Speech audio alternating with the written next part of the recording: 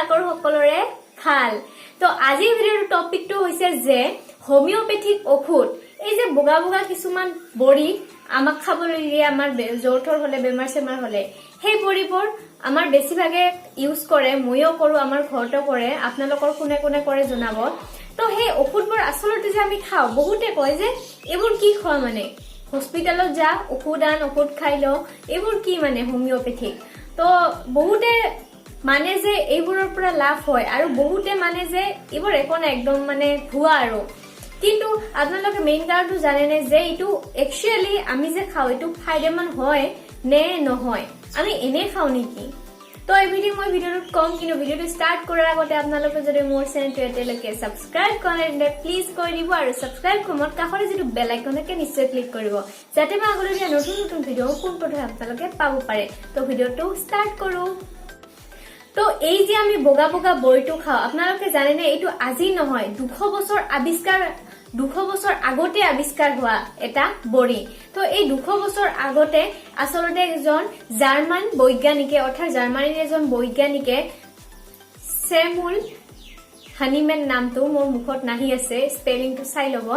তো চেমুল হানিমেন নামৰ এগৰাকী জাৰ্মান বৈজ্ঞানিকে 200 বছৰ আগতে এই বগা বগা বড়িটো অৰ্থাৎ হোমিওপ্যাথিক ঔষধৰ আৱিষ্কাৰ কৰিছিল। আচলতে হোমিওপ্যাথিকটো আমি ঔষধ হিচাপে খাওঁহে, কিন্তু হোমিওপ্যাথিকটো আচলতে ঔষধ নহয়, ই এটা প্ৰচেছে, ই এটা কাম কৰে। সাপোজ এইটো হোমিওপ্যাথিক ঔষধটো, এই ঔষধটো এটা কাম কৰে যে মেইন ঔষধটো ইয়াৰ ভিতৰত শুহি লয় আৰু আমাৰ শৰীৰলৈ লৈ যায়, অৰ্থাৎ প্ৰেৰণ কৰে। অৰ্থাৎ সেই বড়িটোৰ দ্বাৰাই মেইন ঔষধ এটাক আমাৰ শৰীৰলৈ নিয়া হয়। এটা প্ৰচেছে যাৰ জৰিয়তে ঔষধক আমাৰ শৰীৰত নিয়া হয়, তাৰ কাম হল এই হোমিওপ্যাথিক ঔষধবোৰৰ অৰ্থাৎ বড়িবোৰৰ।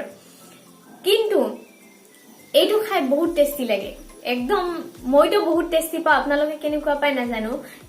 আৰু বহুতকে শুনিছো এনে খাইও ভাল পায় বুলি, ময়ো এনে খাই ভাল পাওঁ। কিন্তু এই ঔষধটো কিহেৰে বনাই আপুনি জানেনে? বহুতে নাজানে। তো এইটো কিহেৰে বনাই যেতিয়া মই গম পাইছিলো ময়ো চক হৈছিলো, এতিয়া আপোনালোকেও চক হব। আচলতে এই ঔষধটো বনাই চেনি আৰু ছাগলীৰ গাখীৰেৰে। ইয়েছ, আপুনি ঠিকে শুনিছে, চেনি আৰু ছাগলীৰ গাখীৰেৰে। বহুতে ছাগলীৰ গাখীৰ অলপ বেয়া পায়, ঘিণ কৰে, তো তেওঁলোকে শুনি হয়তো এতিয়া ঘিণ কৰিব, বাট একো নাই, ইমান টেষ্টি হয় ঔষধটো, হয়নে? তো আচলতে এই বড়িটো তৈয়াৰ কৰা হয় ছাগলীৰ গাখীৰ আৰু চেনিৰে। এই যে বড়িবোৰ আমাৰ ইয়াতে বহুতে বিশ্বাস কৰে যে এই বড়িবোৰ খাই আমাৰ ঔষধ ভাল হয়, মই নিজেও বিলিভ কৰো, আমাৰ ঘৰতো বিলিভ কৰে। তো যি ক্ষেত্ৰত বহুতে বিলিভ কৰে, সেই ক্ষেত্ৰতে আকৌ মডাৰ্ণ চাইন্সে এই হোমিওপ্যাথি ঔষধক অমান্য কৰিছে, অৰ্থাৎ ইয়াৰ গুণাগুণতা অমান্য কৰিছে। তেওঁলোকে নামানে এই হোমিওপ্যাথি ঔষধ, মডাৰ্ণ চাইন্সে নামানে। ইয়াৰ উপৰি নেশ্যনেল ইনষ্টিটিউট অফ হেল্থ, তেওঁলোকৰো হাতত কোনো ধৰণৰ এনেকুৱা পাক্কা সবুত অৰ্থাৎ প্ৰুফ নাই, যাৰ জৰিয়তে তেওঁলোকে ক'ব পাৰে যে একচুৱেলি এই হোমিওপ্যাথিয়ে আমাক ফলদায়ক কাম কৰে, অৰ্থাৎ লাভদায়ক হয় আৰু আমি খালে। তেওঁলোকৰ হাতত তেনেকুৱা কোনো প্ৰুফ নাই। কিন্তু ময়ো ভাবো দেই, যি ঔষধ খাই বহুতে কয় যে অ মোৰ ভাল হৈছে, মই ভাল পাইছো, বহুতে হোমিওপ্যাথিকৰ ওপৰত একদম আন্ধা বিলিভ কৰে, অৰ্থাৎ চকু মুজি বিলিভ কৰে। সেই ক্ষেত্ৰত মডাৰ্ণ চাইন্সে কেনেকে ক'ব পাৰে যে ইয়াৰ কোনো গুণাগুণতা নাই বা ইয়াৰ কোনো মানে অস্তিত্ব নাই, কেনেকে ক'ব পাৰে? অৰ্থাৎ ফাল্টু বেকাৰ বুলি কৈ দিছে মডাৰ্ণ চাইন্সে হোমিওপ্যাথিক ঔষধত। কিন্তু যদি ফাল্টু বেকাৰ সঁচাকে হলহেঁতেন, এই ঔষধে জানো কাম দিলে হয়? নেদিলে হয়, একদম নেদিলে হয়। আচলতে এইটো মডাৰ্ণ চাইন্সে এই কাৰণে কয় কাৰণ হোমিওপ্যাথিক ঔষধৰ যিটো ট্ৰিটমেন্ট কৰা প্ৰক্ৰিয়া, যিটো প্ৰচেছ ট্ৰিটমেন্টৰ, সেইটো এলোপেথি আৰু আয়ুৰ্বেদাতকৈ খুব বেলেগ হয়, অৰ্থাৎ বেলেগ প্ৰকাৰে হোমিওপ্যাথিয়ে কাম কৰে পেচেণ্টৰ শৰীৰত। আচলতে হোমিওপ্যাথিৰ যিটো কাম কৰা প্ৰক্ৰিয়া, তো তেওঁলোকৰ দুটা সিদ্ধান্ত আছে, অৰ্থাৎ দুটা ফৰ্মুলা আছে, যি সিদ্ধান্ত অনুসৰি হোমিওপ্যাথিয়ে কাম কৰে। হোমিওপ্যাথিৰ যিটো কাম কৰা প্ৰচেছ, সেইটো মই আপোনালোকক এতিয়া বহুত ভালকে বুজাই দিম। তো হোমিওপ্যাথিৰ যিটো ফাৰ্ষ্ট প্ৰচেছ, অৰ্থাৎ তেওঁলোকৰ যিটো ফাৰ্ষ্ট সিদ্ধান্ত বা ফৰ্মুলা, তাতে তেওঁলোকে কি কয়, লাইক কিয়ৰ্ছ লাইক। তেওঁলোকৰ এইটো এটা বাক্য, অৰ্থাৎ তেওঁলোকৰ সিদ্ধান্তৰ এটা বাক্য।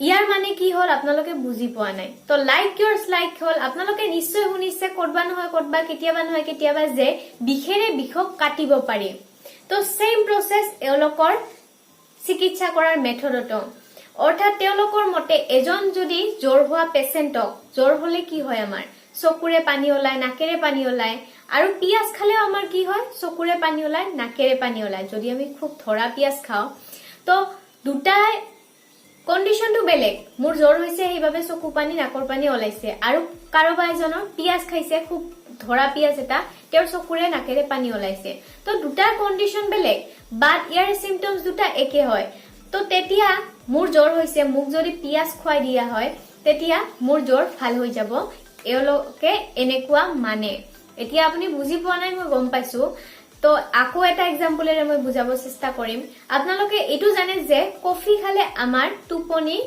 কম হয় অৰ্থাৎ টোপনি নাহে তো এতিয়া যদি এজন টোপনি ৰহা মানুহ তাৰ টোপনি এনেও নাহে দিনতো নাহে ৰাতিও নাহে টোপনি নাই আৰু তেওঁ হিটো প্ৰবলেমত যুজি আছে তো হোমিওপ্যাথিকে তেওঁ কি ঔষধ দিব কফি হোমিওপ্যাথিৰ যেটো সেকেন্ড প্ৰসেস অৰ্থাৎ সেকেন্ড ফৰ্মুলা বা সিদ্ধান্তটো তো হেইটো হল যে হোমিওপ্যাথিক ঔষধবোৰক খুব বেছি পৰিমাণে ডাইলুট কৰা হয় কিহত এলকহল বা পানীত ডাইলুট কৰা হয় এক্সাম্পল হিচাপত মই বুজাই দিছো এইটো হল সেই বগা বড়িটো যেটো আমি খাও টেবলেটটো তো এইটো জ্বৰৰ ঔষধৰ বাবে প্ৰস্তুত কৰিব লাগে জ্বৰৰ ঔষধৰ বাবে প্ৰস্তুত কৰাৰ বাবে সাপোজ এইটো